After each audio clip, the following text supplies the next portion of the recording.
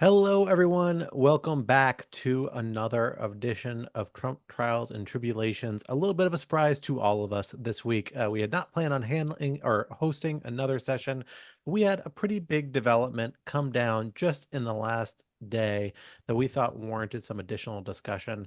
There have been a few small developments, a number of cases worth noting, worth flagging up top, although we're not going to discuss it. But there's just a filing in Mark Meadows' case at Supreme Court coming from the state of Georgia coming in. But we are here to discuss a different filing, and we're going to focus on that our entire time together today. And that is the 160 odd page filing that special counsel's office has filed in President Trump's federal criminal trial, dealing with the various issues that came out of the Supreme Court's immunity decision earlier this year. It is a big filing. It's got a lot of new stuff in it, a lot of facts, a lot of law, a lot of things happening, and we thought it warranted our attention today to discuss it. And I should mention up top, I am, of course, Scott R. Anderson, senior editor here at Lawfare, standing in for Ben, our regular host, who is out for the holiday, along with a number of our other colleagues. So Shana Tova to those celebrating. But otherwise, thank you all for joining with us. Right now, let's start us off. Anna, let me turn to you first to talk to us a little bit about where this filing comes from and why it's so significant. Situate us. Tell us where is this coming procedurally? What were we expecting from it? And, what significant role is it going to play in the proceedings moving forward? Right. So this filing comes from the Supreme Court's July opinion in Trump versus United States. That's the presidential immunity case in which the court basically said presidents have at least presumptive immunity for official acts within the outer perimeter of the president's powers.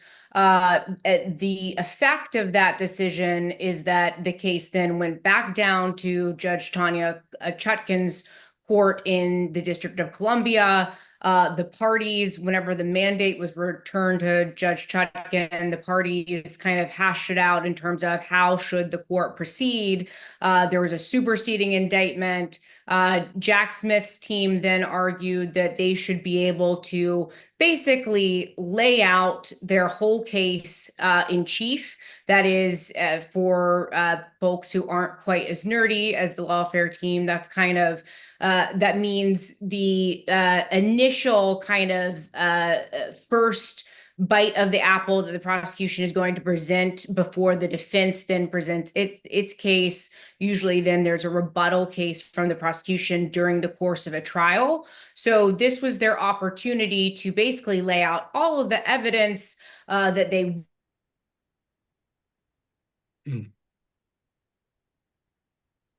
Anna is coming from us from a slightly remote location and having little bit of an internet connection problem. Quinta, would you mind stepping in and picking up where she left off and give us a little? Oh, there we go. I think she's Oh, back. Hey, Anna, my we lost you for a apologies. second. It's Elon Musk Starlink out here in rural Georgia. So my apologies, everyone. But I'm not sure where you left off. But I think we lost you basically, at laying out the facts of the case. So take it from there, and then we can wrap up. right. So this is just an opportunity for the special counsel's office to lay out the facts of the case, everything they want to get into evidence at trial, essentially. And Judge Chutkan is then supposed to look at all that, decide whether it's official, unofficial, what can they actually use, what is immune, what needs to be struck from the indictment, all of those things. So that's why this was so significant, because it's really our first look at in detail the prosecution's case in chief against Donald Trump. And the brief, a good part of the brief, I think more than half of the brief, really is a lengthy factual proffer. To this point, I think kind of the most complete picture of what we think the government is ready to present, and to some extent actually goes beyond that, because they talk about things in this brief that they say quite expressly, we don't actually intend to introduce this in trial, but we're introducing it here to address this question as to potential application of immunity. There's too much in the facts to delve through in detail in this sort of proceeding. I should note we have some of our colleagues, including folks on this call, are working on a lengthy written analysis that we'll have up in a day or two or three up on Lawfare. So keep an eye out for that. That goes in a little more detail. But let me start out by just asking each of you things that jumped out from this proffer that we see coming forward? Because there are a lot of interesting facts, a lot more kind of complete story and narrative, even little things in there that for those who watched the January 6th committee proceedings were new or perhaps not yet confirmed in government filings as opposed to press reportings, or might have new names, new characters involved. Quinta, let me start with you. What really jumped out at you about what we learned from the factual proffer in this brief? So since I'm first, I'll take advantage of that and point to I think what are the two really big pieces of news that most outlets reporting on this have flagged already. So one is a story not about January 6th, but actually on November 4th, during the vote count, specifically at the TCF Center in Detroit, Michigan, where one individual who's identified only as a campaign employee, the identities are blacked out here. So we're not 100% sure who it is. Craig Maurer, who's a reporter at the Detroit News, has said that according to a source, it may have been Mike Broman. But individual P5, and I'll just quote here from the filing, tried to sow confusion when the ongoing vote count at the TCF Center looked unfavorable for the defendant. And goes on to quote P5, essentially saying, literally, make them riot, is basically arguing for, violence in order to disrupt the counting of votes when it seems unfavorable to Trump. I think that is not something that we had known before, certainly in that level of detail. And it's really, really striking to see.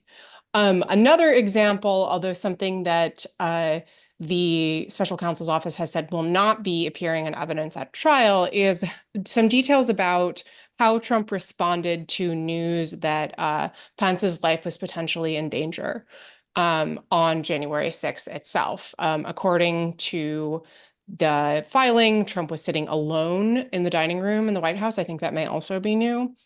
Someone basically walked in and said, Pence is in real danger here. And according to the filing, Trump's response was, and I quote, "So what?" I think that is really telling and definitely adds more to the picture about what Trump's feelings were that day. Those were kind of the top lines for me. There's a lot more, and I'll leave some for Roger and Anna to discuss. Broadly, I would say, though there certainly are, examples of some sort of like new or splashy things. Generally, I would say this is sort of in the category of providing new details around the edges. In some cases, seemingly because the investigation was able to get material that the January 6th committee wasn't able to get, probably, although of course we don't know, because people tend to take subpoenas from grand juries a little more seriously than congressional subpoenas. Whether they should is a separate question, but there are instances here where, someone we know would not talk to the January 6th committee, and yet it seems like, from what we can tell, did actually provide information to the special counsel's office. So that's interesting as well. Thank you, Quinta. Yeah, those are super interesting new angles, new little factual inclusions and new angles on some existing facts we have, perspective, a little procedural context. Roger, let me come to you next. What else on top of what Quinta's already identified jumped out at you as new, notable, or potentially relevant to other sort of collateral proceedings relating to President Trump or January 6th that came out of this brief? Well, I'll mention one little thing and then some broader strokes things. One thing that was sort of evocative to me, I hadn't seen before, had to do with Kenneth Chesebro, and he's one of the conspirators, alleged conspirators, and he was the one that was writing some of these memos about how exactly the alternate electors or the fake electors scheme would go. And that had begun as sort of a lawful idea that you would have an alternative set of electors in case some of the lawsuits broke in favor of Trump.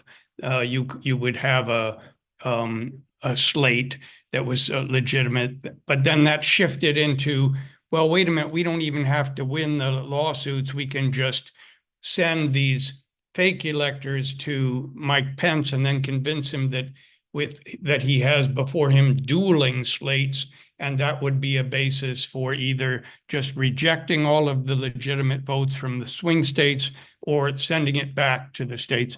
And Chesbrough had met in the White House on December 16th and discussed some of these memos with some other people. And then on December 19th, Trump sends out this turning point tweet at 1:42 in the morning, saying the will be wild treat, inviting everybody to his supporters to the ellipse on January 6th, will be wild.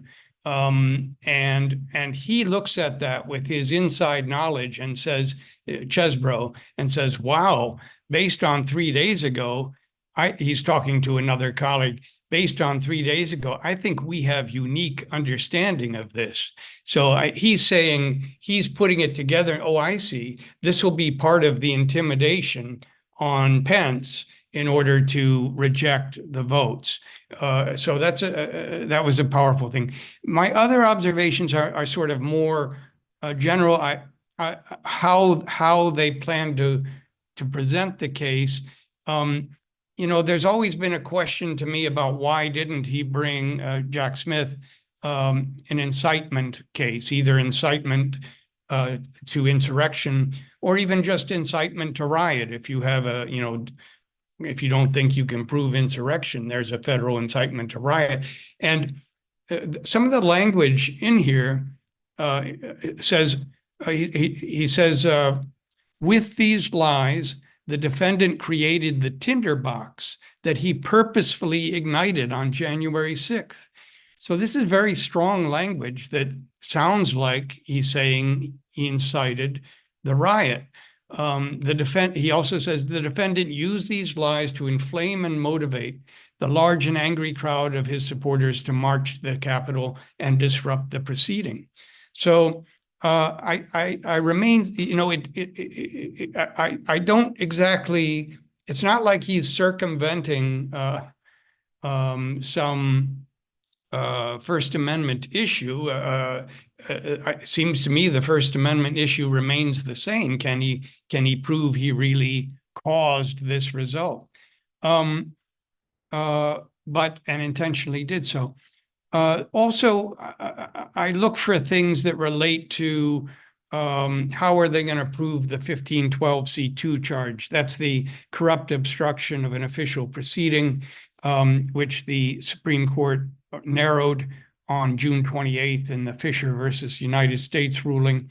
It now it can't just be that you obstruct the proceeding through mob activity, mob violence. You have to try to obstruct the proceeding by making unavailable, causing some documents or records or other objects that are going to be used at the proceeding unavailable or impacting their integrity. And so I think these lines are sort of intended to address that. So it mentions that at 2:13 p.m., the crowd finally breaks into the building and forced the Senate into recess. And then he writes, within minutes, staffers fled the Senate chamber carrying the legitimate electors' physical certificates of vote and certificates of ascertainment. So he's saying that they were making unavailable to the proceeding these records and these documents. And then in another line, ultimately, the defendant would use these fraudulent electoral votes, mere pieces of paper without the lawful imprimatur of a state executive, to falsely claim that in his ministerial role presiding over the January 6th certification, Pence had authority to choose the fraudulent states over legitimate ones, et cetera.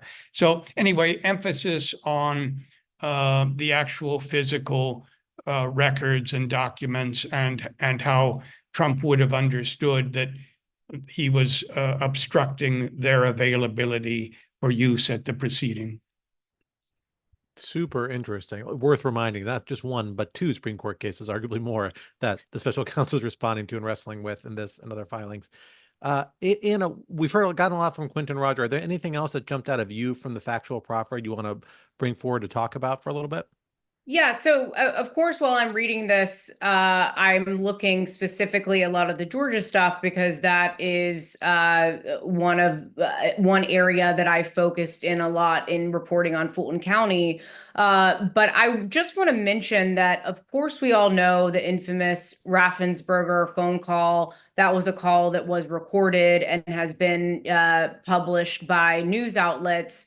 There's less that was known about this phone call that Trump also had with Chris Carr, who is the attorney general now in Georgia and was at the time, in which Trump called him about a suit in which Texas was suing other states over certification of the election.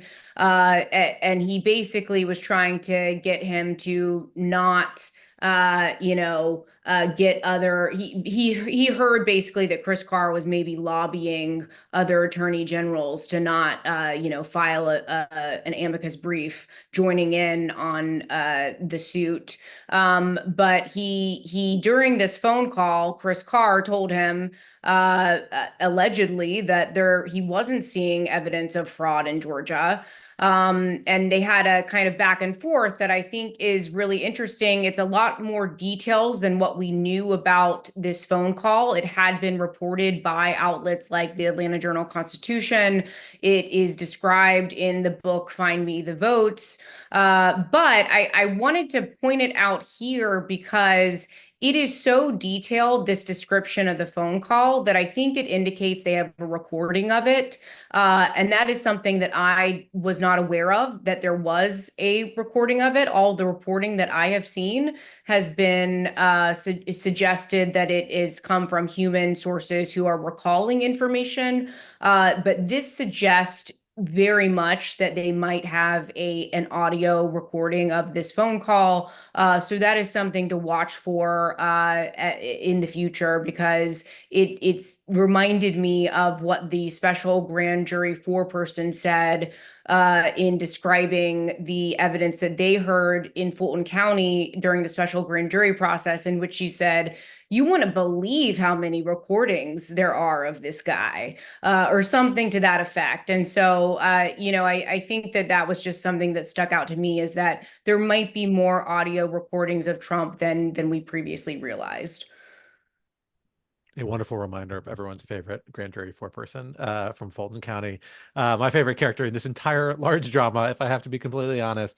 So facts have been a big part of kind of the reaction to this brief in the less than 24 hours or so that we've had it now. I think we're coming up on the 24-hour mark shortly. But a big part of the reaction of the chatter on Twitter and on social media between people reading through and investigating this has been trying to match up the various redacted identities, of which there are dozens in this long factual proffer, with the different characters, and trying to determine what more do we learn about these people, how they're involved, what they're involved on top of what we already knew. Quinta, let me start with you on this. We can't say with absolute confidence who any of these people are, but you have a strong degree of confidence who a number of them are, based off circumstantial evidence, whether it's references to public events or, radio podcast appearances, things like that they're involved in that we can verify.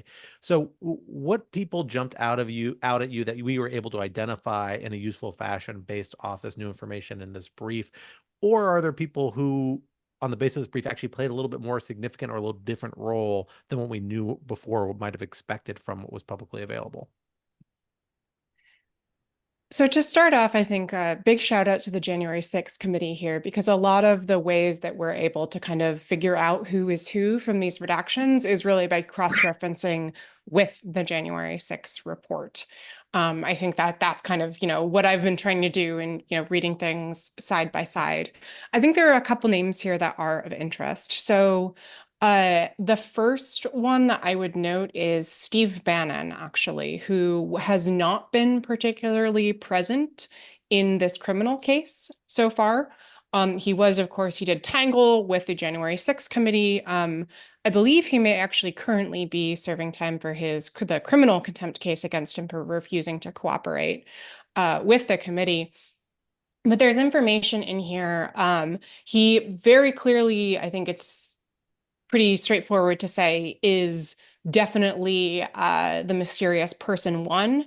I'm able to say that because it refers to, podcasts recorded by person one, things that person one said that match exactly with things that Steve Bannon did. And it really does seem like Bannon was actually more involved than we had realized with this whole endeavor, which makes sense given that, of course, we didn't get his testimony in the January 6th case. And it seems that Smith was able to get his testimony here in terms of, talking with Trump behind the scenes. Listeners might remember there's a famous announcement that Bannon kind of makes, I think either right before or right after Trump makes the "will be wild" tweet. It turns out, according to this filing, that person one and Trump were allegedly in contact right before Bannon went on the air and made those comments. So I think that is really extremely noteworthy. There are some other individuals who jump out too. One thing that's worth noting is in the initial indictment, there were 6 co-conspirators, or 5 of whom were pretty definitively identified by the press. The identity of individual 6 has always been a little bit unclear. There was some reporting by the Times that suggested that it might be Boris Epstein, who is an aide to Trump, a lawyer. There is some indication, again, if you kind of cross-reference the filing with things that we know to be public, that co-conspirator 6 sort of matches details of Epstein. If you look at a description in this filing of a podcast by Steve Bannon, there's a list of a podcast that Bannon released along with the date and the names of the other individuals who joined, and co-conspirator 6 does match with Epstein there. So I think that is worth noting just as part of a mystery that we may now have some indication of being solved. The other person who I think is notable is person 9, who is described here as somebody who was he was an assistant to the president. He joined the White House after representing Trump in the first impeachment. And there is a number of things that this filing says that person 9 said that match up with details provided again in the January 6th report that describe Eric Hirschman, who matches those details in terms of his role and the role that he played. It is notable that in this filing, it seems like there's a lot more information from Hirschman here, or from person 9, than the January 6th committee was able to provide in terms of things that were cited to Hirschman. So person 9 appears to have had pretty extensive conversations, kind of back channeling between, or maybe front channeling, I'm not really sure, between Trump and the campaign, even though he is in this official White House role as assistant to the president. The filing points pretty extensively to his interactions with Trump in terms of him saying, these things about the election that you're saying aren't true, so on and so forth. It's striking that this description does align with Hirschman, insofar as Hirschman, I think, was one of the big kind of stars of the January 6th hearings. People might remember he appeared over video and had I believe it was a bat behind him that's like a baseball bat that said "Justice," if I'm remembering correctly. He was definitely a character. Yeah. So person 9 has come to steal the show again in a way that kind of echoes what we saw there. If only we had more pictures of whatever room he was testifying in. The interior design is the more memorable part of the January 6th committee hearings, at least in my mind. Roger, Anna, who else may have jumped out at you coming out of these proceedings? Anna, one name you flagged, which I think may be worth talking about a little bit, is Mike Roman jumping out and getting a little more sense of where he may be coming from. Although I think we may have just lost Anna. Or she just has incredible poise. I think she might be frozen.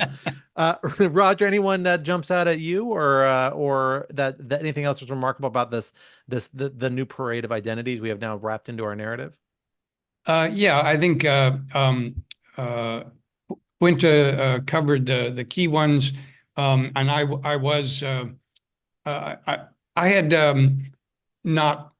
had been sort of surprised up to now not to have seen Bannon anywhere in the indictment. I thought he was pretty much getting away, and he seems much more central here even to the point Quinta said he's person one out of almost 80 that are mentioned here. And it does sort of make you wonder, how are these decisions made about who gets to be one of the top 6 conspirators? He's not named as a conspirator at all, I don't think. I think maybe that's because he's not really so much an architect as more of a megaphone here, but he's a pretty important character. And then the other one that Quinta didn't mention that has some cameos is Hope Hicks, or at least P7. We think it's been reportedly Hope Hicks. This was somebody among several people that witnessed Trump saying very early on he was going to declare victory before regardless of what happened, basically, and before there was any basis for declaring victory. There were several people.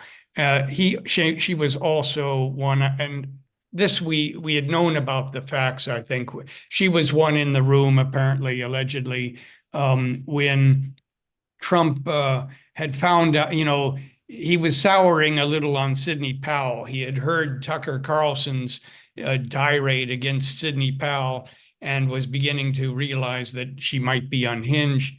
And he called her up in the Oval Office, and I think Scavino was allegedly present, and Hicks was allegedly present, and put the speakerphone on mute. And then as Sidney Powell tried to explain herself, he allegedly told the people in the room how crazy he thought she was. But so she has some cameos. Fascinating.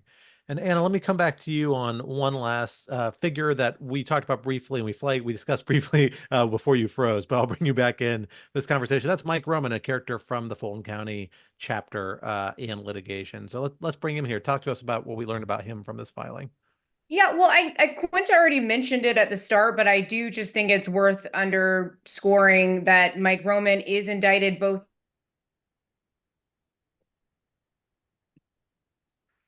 Elon is sabotaging our broadcast. He is. He's on to us, and our Georgia expert. Rural Georgia will have its revenge, to say the least. Let's go on. Oh, there you go. Sorry, Anna, we lost you again for a few seconds there. Sorry about that.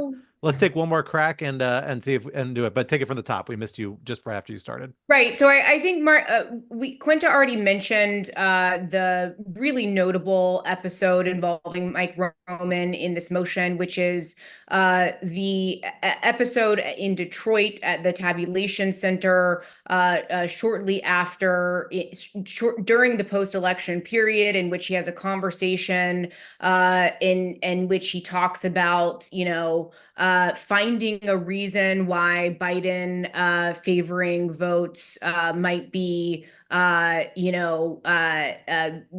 not favor Biden. Give me a reason to file litigation over it, and then suggest there's this phrase. The person he was corresponding with said, that he was worried about violence being caused, and Roman allegedly, or person 5 allegedly responded, "Make them riot, do it." So it's just very notable that this is highlighted in this motion. We already knew a little bit about that episode from previous filings, but this gives a lot more detail, and especially considering that Roman is indicted both in Arizona and Georgia, it's worth noting here. And then also, even unrelated to this criminal case and the context in which this filing was made, in terms of the upcoming election and some of the concerns that people have discussed regarding political violence, the way that this is framed in this particular filing is certainly very chilling, in that there's this discussion of how this is kind of a pattern of behavior in 2020 amongst Trump and his supporters, in which there's an effort to drum up chaos and to create confusion, and then use that confusion to kind of spread these claims of fraud or other kind of claims that relate to irregularities and that sort of thing. So we've covered a lot of the factual proffer. That's really the first half plus of this filing. But the rest is the legal analysis. As we mentioned, this is a reaction to the Supreme Court's immunity decision, which laid out kind of different categories about how to think of presidential conduct and how it relates to presidential immunity, from absolutely immune to presumptively immune to private conduct / not immune. And this was the first time we saw the special counsel's office and the broader Justice Department really engage with this opinion and try and interpret, I think, what even the most favorable reviews would say is a little bit of a quizzical, a little bit of a puzzle box of a Supreme Court opinion in terms of what it actually means in practice.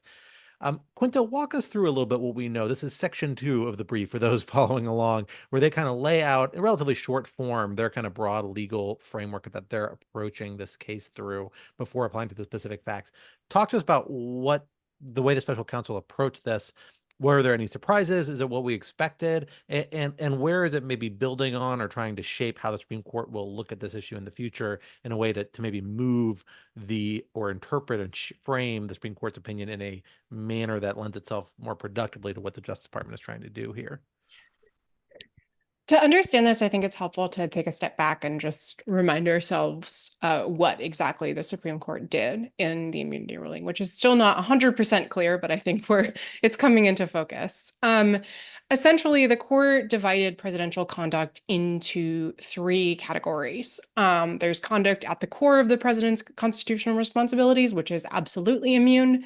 There's a sort of fuzzy, uncertain category of conduct that is within the president's official responsibilities, but not at the core, that has a presumption of immunity, but that presumption is rebuttable if a prosecutor can show that prosecuting that would pose no danger of intrusion on the authority and function of the executive branch.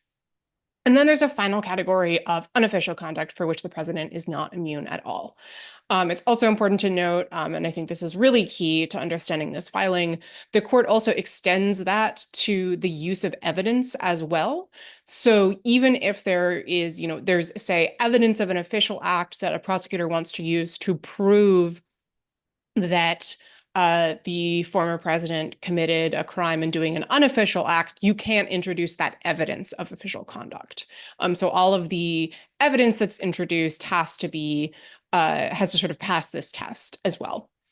Like I said, I think that sounds clear, hopefully, the way that I've set it out, but the divisions are really very, very poorly delineated, and it was really unclear how exactly Smith was supposed to go about drawing those distinctions. And so we see a little bit here how he's approaching this. And the main thing that he's doing is drawing from a DC Circuit opinion called Trump v. Blasingame, which was a December 2023 ruling in which the DC Circuit found that Trump could be held civilly liable for his actions on January 6th, though that's in civil court, not criminal court.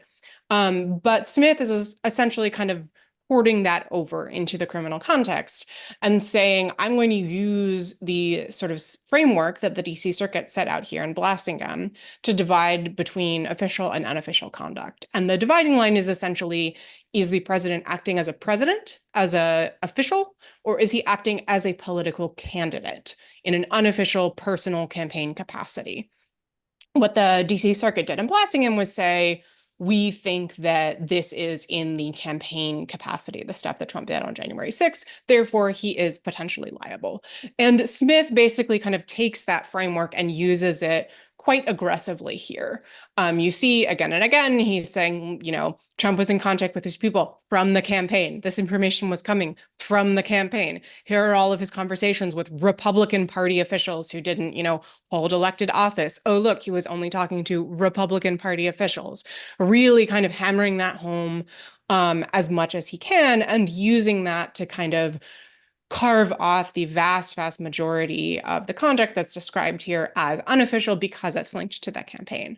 There is one category of conduct that is presumptively official and immune, and that is Trump's interactions with Mike Pence when it comes to Pence's role presiding over the electoral count and his role as president of the Senate. And so Smith acknowledges, yes, the court has said that this is presumptively immune. Our job is to rebut that presumption.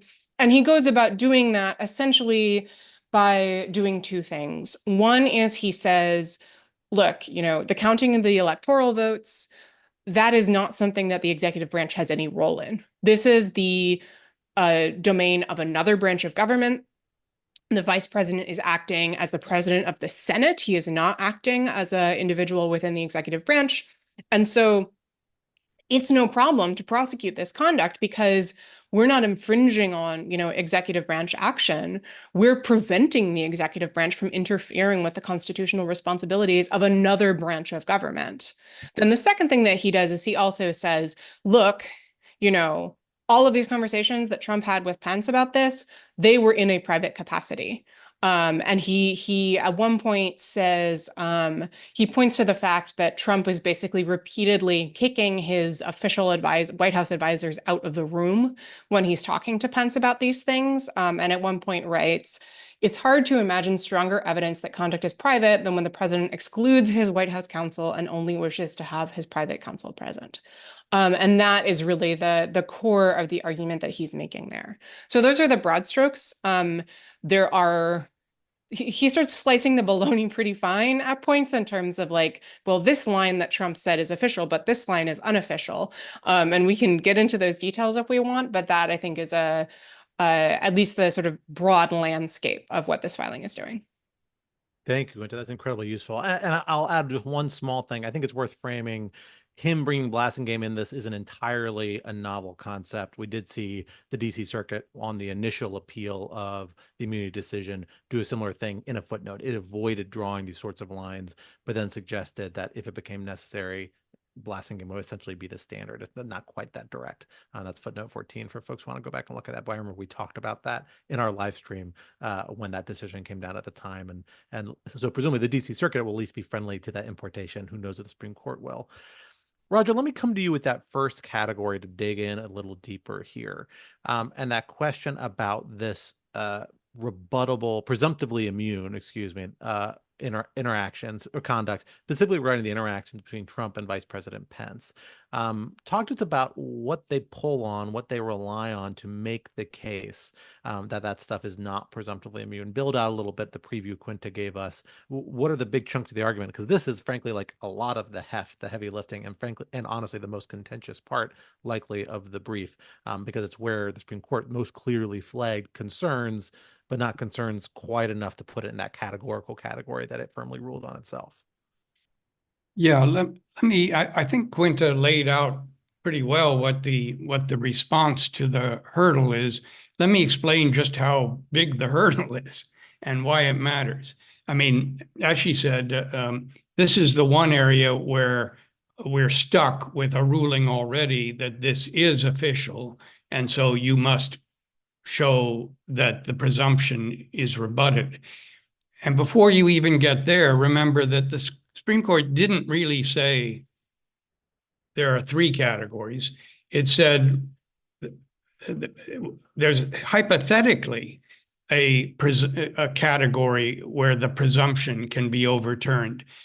We don't need to decide right now whether it can ever be overturned. So it might be, and in fact, it's almost certainly the case that there are probably 3 votes already on the Supreme Court to say that it's not presumptive. Any official act is immune. And so we know that Justice Barrett is in play, Amy Coney Barrett, because she, in her concurrence, said that some categories of conduct in the well, at least some categories of conduct in the indictment could be where you could pursue. But anyway, the official hurdle is described this way. Assuming it can be overcome at all, the hurdle is this: the government can overcome that presumptive immunity by demonstrating that applying a criminal prohibition to that act would pose no dangers of intrusion on the authority and functions of the executive branch. So that's a very high burden of proof that Jack Smith has to meet, assuming it's attainable at all. And so that's the context in which Jack Smith has taken the paths that Quinta described. That he says that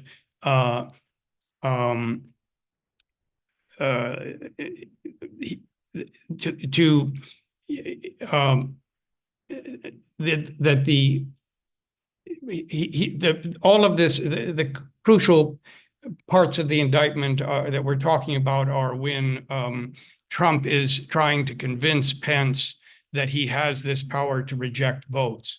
And so what Smith is arguing is that the Constitution doesn't give the presidency, the president, any role in the counting or the collection of presidential election votes. You know, the voting process is controlled by the states, and the counting ultimately in the first inference, it's controlled by the states, and then ultimately the Electoral College counting is controlled by Congress, and the vice president, who's acting in his role as president of the Senate, then just has this ministerial role. So it's something that the executive, by design, is excluded from. So he writes, prosecuting the defendant for his corrupt efforts regarding Pence poses no danger to the executive's authority or functioning. President plays no role in any aspect of the electoral collection or counting handled by states, which is handled by states or by Congress. Congress structure reflects the framers' considered choice to exclude the incumbent president from playing a role in choosing the next president. He does one other thing, which is that not all of Trump's conversations with Pence are over Pence's role at the certification. He has other conversations that are interesting in terms of setting the stage, where they're just speaking as running mates, you know, like right after the election. And they have one-to-one conversations, or sometimes conversations with private parties in the room, but usually one-to-one conversations where Pence is trying gently to tell him you lost. And, you know, maybe you should be gracious. Maybe you should run again in 2024. You did a great job as president. You know, he's trying to talk him out of this stuff.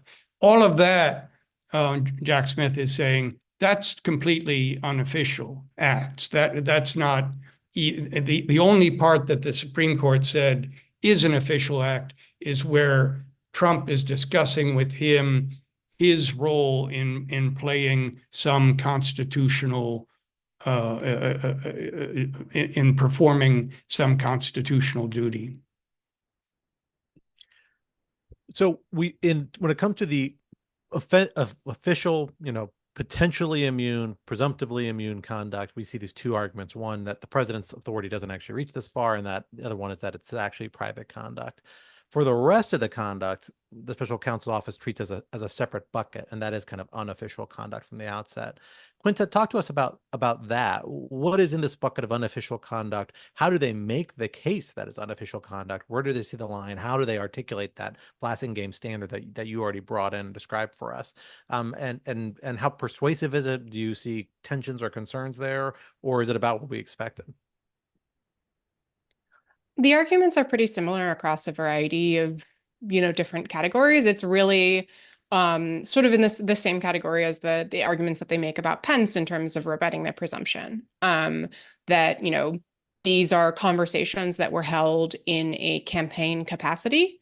And they were conversations and actions that took place on issues over which, the executive branch simply has no authority.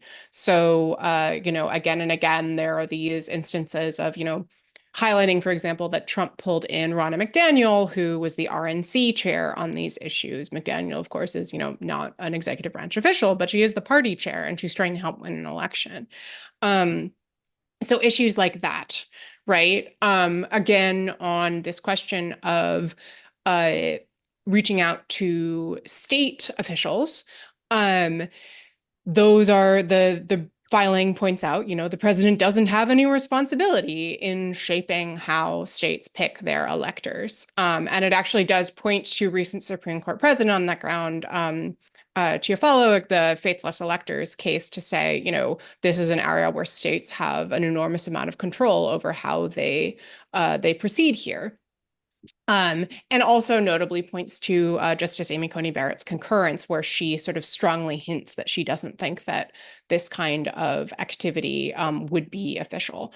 So that is really, there are finer gradations. Those are really the main points that Smith kind of hits again and again and again. I think that, some of the sort of way that Smith slices things is interesting, and sort of the particular legal precedents or legal arguments that he points to. So, for example, he draws heavily on a recent Supreme Court ruling in Linkey v. Freed, which has to do with whether or not a public official is, whether they're the comments section for their social media account is a public forum or not, and points to that saying, look, the Supreme Court held that a personal social media account can be used for both personal and public business, taking that and saying, okay, so some of Trump's tweets can be private conduct if he's talking about campaign matters. He also points regularly to the Hatch Act, which listeners might recall sets up restrictions on government employees engaging in campaign activity. But Smith points out for a certain subset of White House staffers, they are actually permitted under the Hatch Act to engage in political activity while on the job. They just can't use their official authority while doing so. And so Smith takes that and says, okay, well, we have some of these White House staffers who are engaging with Trump on, the fake electors issue. Well, they may still be, White House staffers, but the Hatch Act shows they're functionally wearing a campaign hat here. And so Trump's conversations with them count as unofficial because it's on the other side of the line and blasting him. He also points, for example, to a ruling by the DC Circuit in Ray Lindsay, which will be familiar maybe to anyone who followed the Starr investigation, has to do with executive privilege and with White House personnel. And that Smith is arguing allows the possibility that a White House lawyer can be acting in a personal capacity for the president if they're sort of ferrying unofficial information from a private party. And that is really key to the importance of person 9, who matches the description of Eric Hirschman, because that's functionally what Hirschman's role is here. This isn't an executive privilege case, of course, but there are some kind of similarities between how executive privilege functions and how John Roberts seems to conceptualize immunity. And so in that sense, I think it's telling that Smith points to In re Lindsay. So again, we can get a lot more into the details. There are ways where Smith, starts saying, hey, if we can cut things up really fine, right? Like he points to Chris Krebs, the head of the Cybersecurity and Information Security Agency. Krebs, of course, tweeted that this election, the 2020 election, was the most secure in history, was subsequently fired by Trump. Smith says, well, the firing is clearly official conduct, so I can't point to that.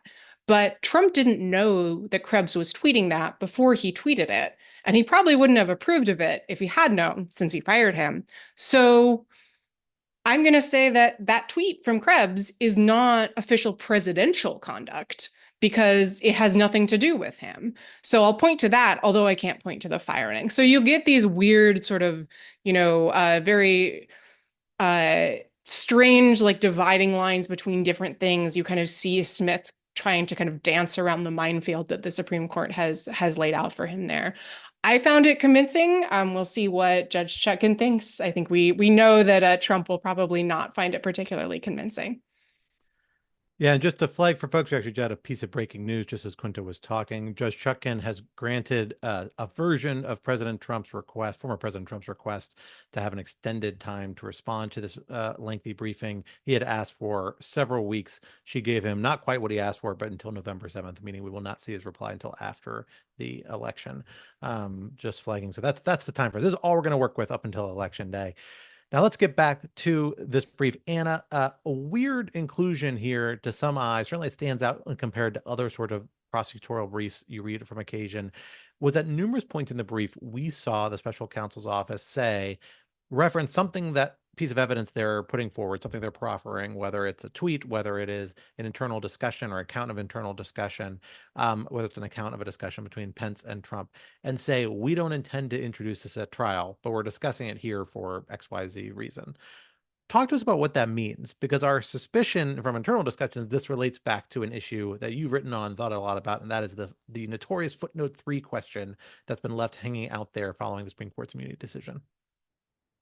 Well, so okay. So there are times in the brief where the government says we don't plan to introduce this at trial. It's not in the indictment, but we're using it to kind of give you more context surrounding the question of whether or not the conduct that they're trying to get in and say is not immune actually is unofficial or is official.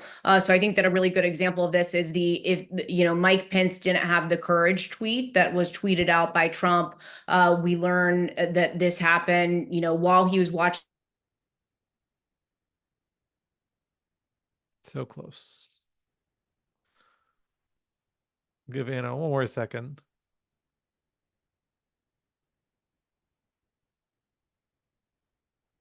We don't want to introduce any of these conversations that were going on in the White House at this time, but we want to use some of these moments to show you that this tweet that he sent out that we do want to get in really was unofficial. And one of the examples that they give is a White House aide who comes in and says, that Pence was basically being moved by the Secret Service, and Trump says, so what?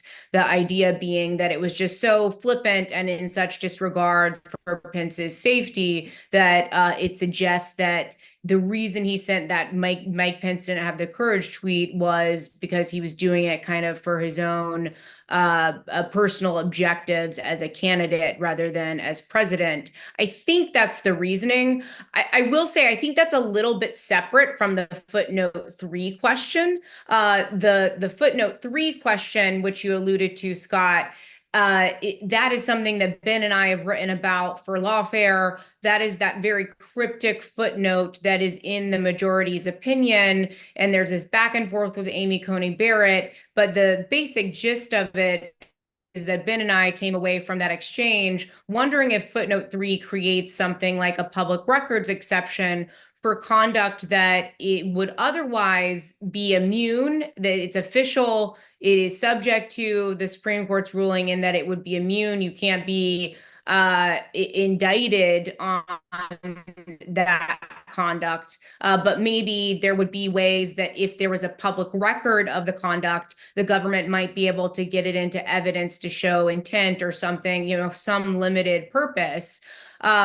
We go through all the reasons why, it could go either way. Maybe that's what the Supreme Court had in mind, but it's a really inscrutable footnote. We really don't know what they meant by it. So we were curious to see if maybe this brief would raise the question of footnote 3 and say, well, we do think this is official. We do think maybe it would be subject to immunity, but these are public record. So in the alternative, if you decide that it is subject to the immunity ruling, we could still get it in for this more limited purpose under footnote 3. The special counsel's office chose not to do that here. They do not explicitly mention footnote 3, and they do not they don't make any kind of argument in the alternative about it in any event. But something that is very notable is looking at the footnotes of this brief when they're talking about any of the, Pence interactions with Trump. They seem to be both citing two sources of information. They're citing, on the one hand, what is probably grand jury testimony, and then they're citing also, as a kind of backup, excerpts from Pence's book, So Help Me God, which is a public record. Ben and I actually, in our piece, used Pence's book as an example of maybe what you could do under footnote 3 in terms of getting some of this immune conduct into evidence.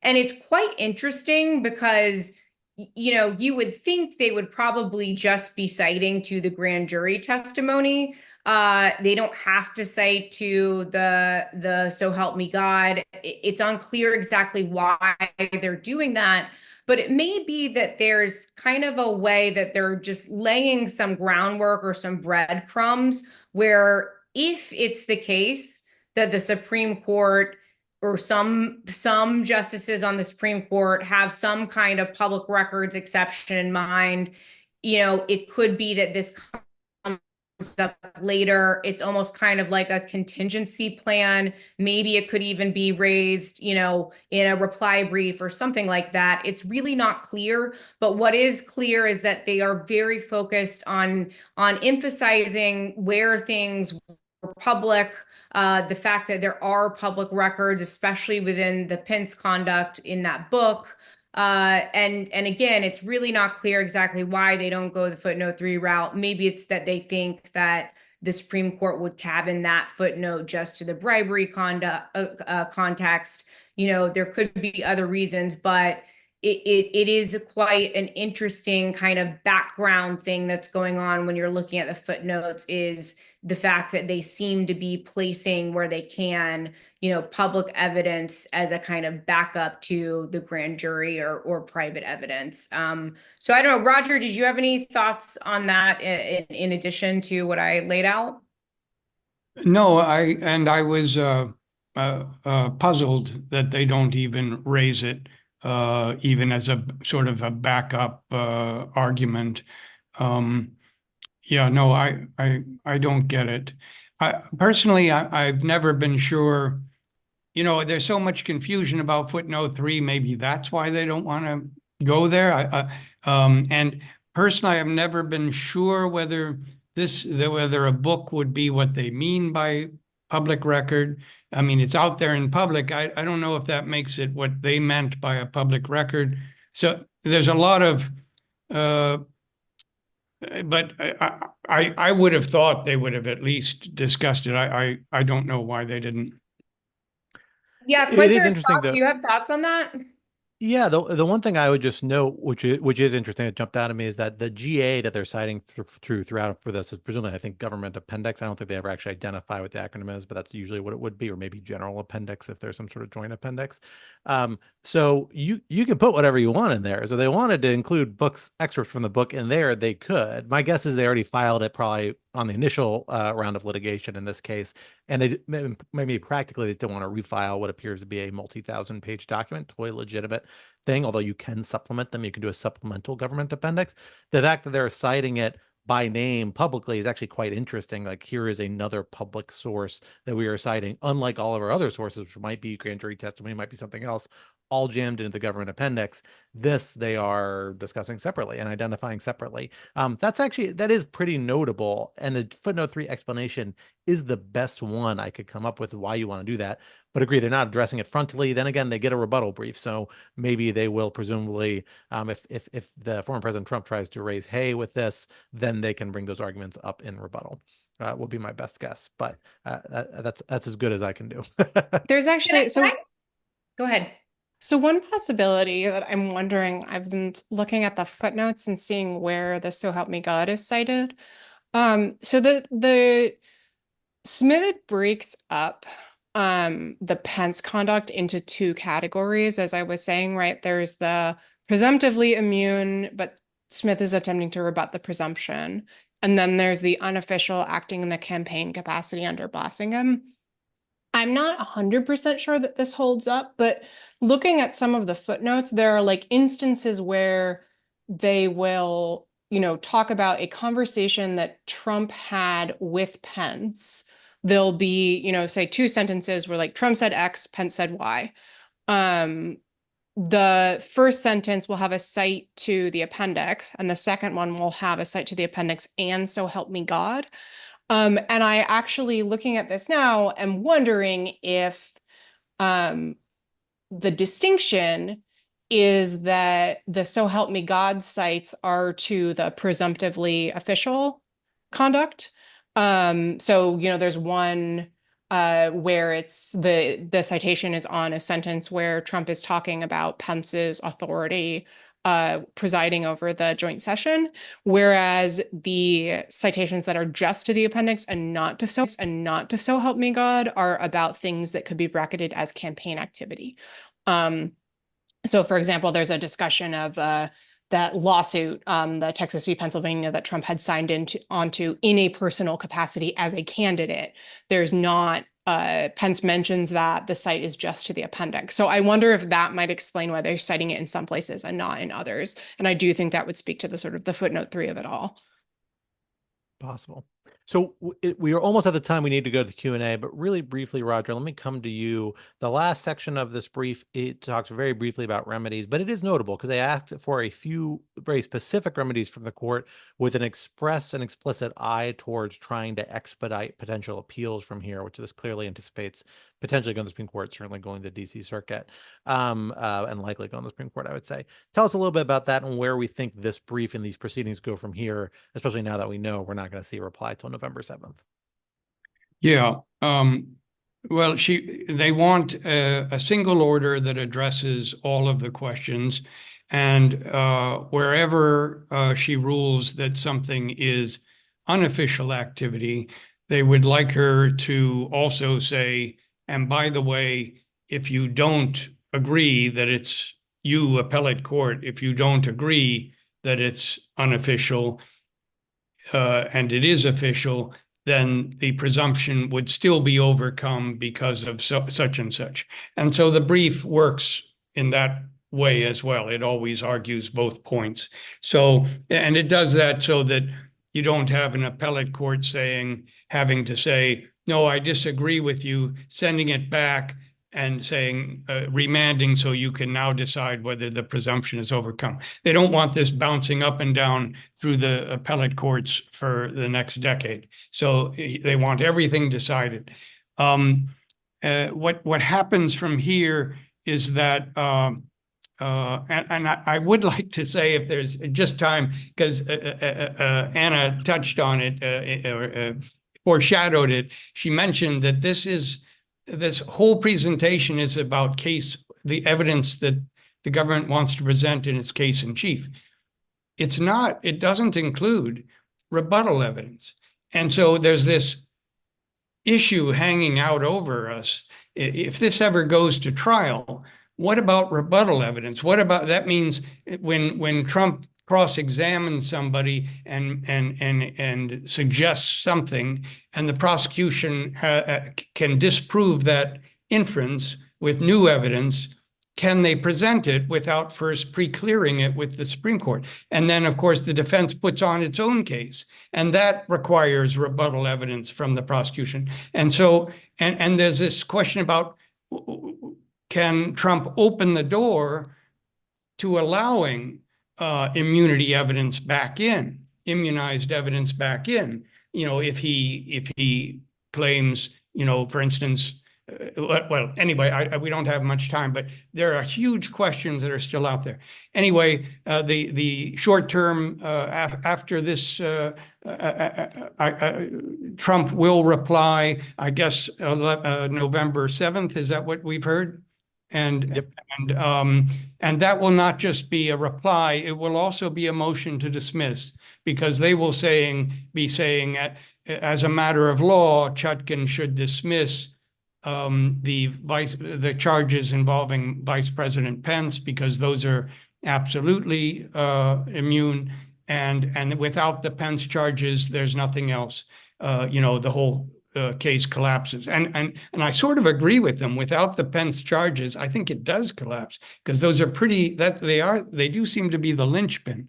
I don't agree with them that they're inadmissible. But then and then after that, Trump, well, he was asking for a surreply. I assume he will get that. I don't know what the ruling was there. So that would be sometime in December, probably. So anyway, I guess that's where things stand. All right. Well, you have actually already preempted, I think, our first question from anonymous attendee about the likelihood of interlocutory appeals. So we're going to skip that, but hopefully we fielded that in anticipating things going forward. Needless to say, there's a very good chance it ends up before the Supreme Court. No guarantees, because they still have to grant cert. Maybe they leave it to the DC Circuit, but certainly they seem to have strong feels about this, so we can't rule it out. Let's go to a question from Mike McNeely. He asked, do you think that Jack Smith's possibly fatal flaw was not making a submission like this, restricted to the allegations of the original indictment, in the initial immunity briefing before the district court? I assuming by this he means a briefing specifically addressing the facts and why they are or not official conduct, or wherever you think the line an appropriate division might be between is and isn't immune. That would have made it more difficult for the Supreme Court to string things out. Do you all have a reaction to that or thoughts on that? I'm going to be spicy here. I think the court was going to create problems for this prosecution no matter what anyone did. I think that it is very clear from the reporting, the New York Times had reporting from Jody Cantor and Adam Liptak that Roberts was very unhappy with the DC Circuit's ruling from the beginning. You could say, well, maybe if the DC Circuit's ruling had been different. I ultimately don't think so. I think that the immunity ruling speaks to a level of skepticism and hostility from the conservative justices that was just predisposed to be to want to scotch this case. And ultimately, I think whatever anyone did, it was always going to run into that wall, which is disappointing. And I don't like saying it, but I think, as with the Mueller investigation, right, there were so many conversations of, oh, if only he did this, if only he did that, things could have ended differently. At a certain point, I think you just have to accept that no matter what anyone did, there turn out to be certain immovable objects. In the case of the Mueller investigation, it was the Senate's refusal to vote to convict on impeachment. Here, it was the Supreme Court, and that's just the way that things are going to be. Which doesn't mean that the investigation wasn't worthwhile, but I do think we have to be honest about the fact that Roberts just seems to be negatively disposed toward this investigation. Are you saying the Supreme Court, you think, will get rid of even the unofficial conduct claims in this? That I don't know. Okay. But I certainly think presidential conduct. I'm talking about, sorry, I thought the question was about, if Smith had put this forward earlier, would that have changed the course of things? I don't think it would have. I don't know what's going to happen going forward. But I think that at some point, this was always going to run into the wall of the Supreme Court. I don't think they wanted the case to go to trial before the election. But I also don't think it would have been possible for Smith to foresee, the ruling that came down was not foreseeable. And so there would be no framework for providing this beforehand. He wouldn't know. There's three categories. There's core stuff that's complete. All of this was, invented. So there was no way to foresee this and write a brief beforehand. So the one part about, oh, sorry, go ahead, Anna. I'm sorry. I didn't mean to interrupt you. I was going to say, I'm going to take a slightly different tack, which is the reason I'm going to jump in here. I think there was one part that maybe if they had applied a Blaskin game type standard where they had said, we're going to develop a factual record and make a case why this is unofficial conduct, which was not something that was, you could tell that was the argument that would be from the briefing as it was never squarely addressed. But if they had done a sort of factual inquiry, there's at least a chance if it goes up on appeal, it would be harder for Supreme Court to then remand to do a factual inquiry because there would actually be a factual developed record for that. That said, that all depends on whether you think the Supreme Court is acting in good faith or not on this particular point, like whether you could rise to the expectation. And perhaps more importantly, like that would have required pretty extensive briefing and fact finding by the trial court at the front end. So you could have prevented it coming back to the Supreme Court, but you would have had to spend much more trial time at the front end. In a way, that's what the Supreme Court seems to have wanted. Like the the unofficial reporting we hear is that many justices, even liberal justices on the Supreme Court, were dissatisfied with the effort to move this case faster, and they wanted a thorough development of these issues at the lower court. And that's basically what they remanded for, with the exception of the stuff that they kicked out by the virtue of it being absolutely immune. So I think Quinta's foundationally right. The Supreme Court was going to have its say on this anyway. Maybe you could have changed the number of turns back to Supreme Court, but it would have been a much longer road to get there if that's the path you had to pursue. Joyce Fisher comes in. If SCOTUS determines that Pence testimony docs can't be used, what is left of this case, if anything? We kind of addressed this a little bit when Quinta and I's exchanged, but Quinta, do you have a thought on this? I don't know. I mean, Roger, I know you said that you thought that it would sort of scotch the whole thing. I wonder if you could like file a superseding indictment on incitement grounds, maybe like focus more on the specifics of what he said on the 6th. But I agree, it really punches out the core of the case. I guess, okay, here's what I would say. I don't think it is necessarily deadly, but it certainly would create a lot of problems. How's that? And I think you would probably have to go back to the drawing board on a lot of respects. Anna, Roger? Yeah, as I said, I do sort of think, the whole alternate elector scheme presupposes that what does that get you unless, somebody has to respond to what you've done, and the theory was that Pence was going to give you what you needed. So without the Pence part, I don't really see how the rest works. Yeah, Quinta says maybe you bring a different case, really, the insurrection case. But well, so in theory, these are all conspiracy structure charges, meaning you only really need one overt act. And I don't think the Pence stuff is essential to establish either the overt act or a conspiracy, but it is much weaker. Is that a fair way to describe it? Like, I don't know if it's technically legal on its face, like dead on its face, because I think you could still make a case. They're just weaker claims on both fronts. Does that seem right?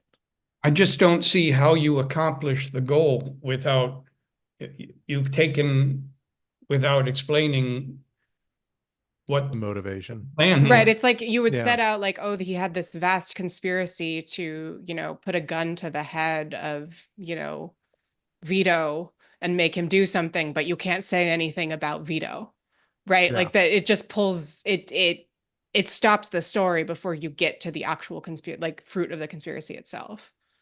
Interesting. And yes, Yeah, I it's a really was good using question. Italian American names there. I can do that because I'm from New Jersey. There you go. It's a good question. Maybe that's where we see public records coming in more and other issues, but hopefully we won't get there, but we will see.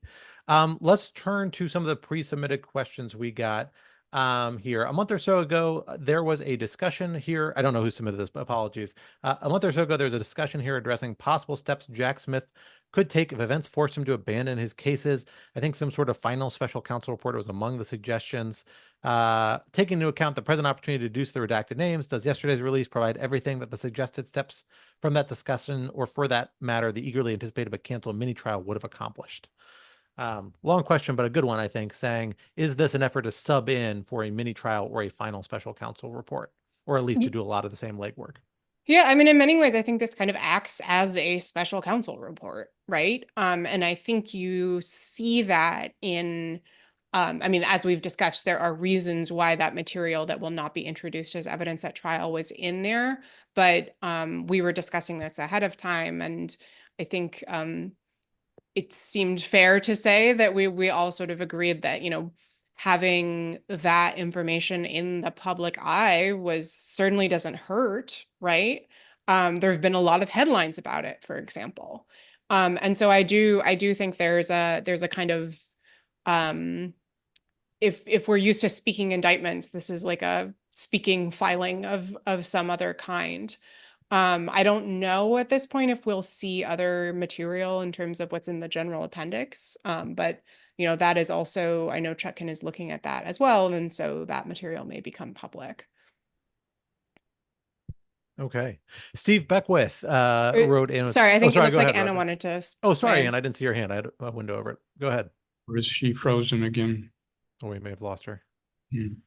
Oh. Anna, did you want to weigh in on this? You have your hand up in your ghostly online presence. She may be still be signing. Anna, did you Oh, want to sorry, weigh in I'm on this back. response? You're back. I'm back.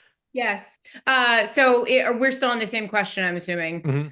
Yes, so I just wanted to say I do think it does some of the function that a special counsel report could do, but keep in mind that a special counsel report, although there would be questions around redactions and that kind of thing, it wouldn't be limited in the way that this motion is in terms of, here they weren't just putting out everything that they possibly could and all of the evidence that they wanted to. They were putting things in that they think they actually have a shot at the Supreme Court allowing them to prosecute.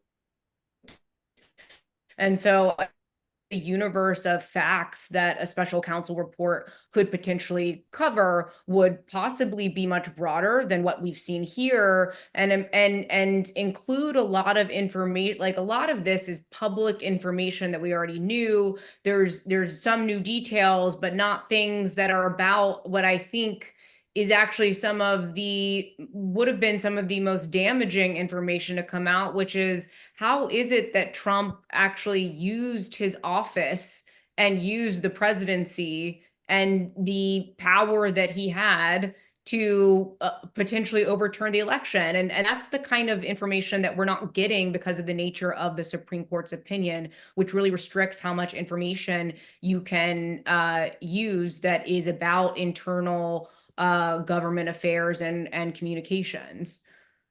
It's actually a very good question, and could be a good student note if anybody's listening who's in law school, to ask how the Justice Department should and may be interpreting the special counsel regs and authorities in light of the immunity decision, whether they feel constrained by it in terms of what is in the scope of the special counsel's ability to investigate or report on.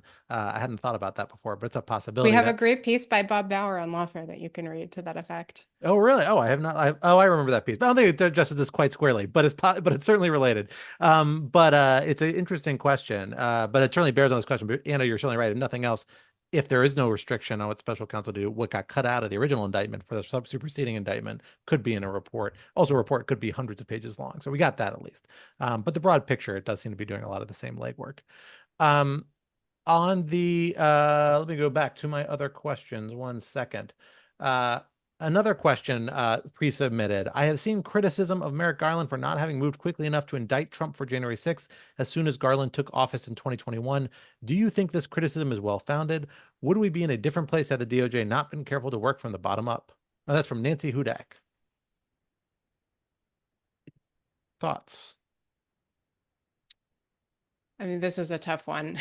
I do think there are indications that DOJ tarried in ways that it probably should not have, but I think that the sort of conventional wisdom that they basically sat on their hands is not quite true. So I think it's more of a question of how they, identified resources and distributed them. If I'm remembering correctly, there was a New York Times report that basically indicated that they did try to address angle that could have gone directly to Trump early on, and the sort of follow the money angle, looking at the funding behind the Ellipse rally. And it just turned out that that didn't go anywhere. So if that had panned out, maybe they would have gotten to him sooner. Now you could still say, well, why didn't they, start with him and then move downward? I think that is a reasonable question. But ultimately, I sort of feel like I understand the disappointment and to some extent share it. But the question of how they should have conducted this investigation is, to some extent, I worry, kind of Monday morning quarterbacking. I don't know, Roger, do you think I'm being too gentle? It's a hard one. I think he didn't want to. To me, you had predication from the moment he got in the office in March 2021 because of the phone call to Raffensperger. And he chose instead, I don't think he really wanted to do this. I don't think he, so he began investigating the January 6th cases and wanted to go from the bottom up, sort of. I think maybe he thought, you know, if you went up to the Proud Boys would give you Trump. It didn't work that way. Maybe he just didn't want to go in this direction at all. He certainly didn't want to appear to be acting politically and vindictively. And of course, for all of his, you know, going slow and prudently, Trump still blames him for having, you know, steered the whole thing for political reasons. It seems slow to me, but I understand the fear of a cycle of retribution, where which is actually the only sort of part of the Supreme Court ruling that does have some force now, because if we know anything about the current Republican Party, it's a very tit for tat. You know, we can generate some sort of retaliation no matter what.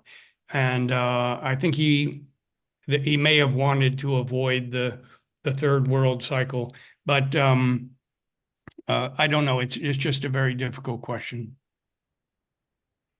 Let's go to our last question. I should note, by the way, I apologize, I missed this. Our prior question, very good question about the mini trials and this brief standing in for them and for a potential special counsel report is from William Arnold. Apologize, I missed that. This last question is genuinely anonymous, unlike the prior one.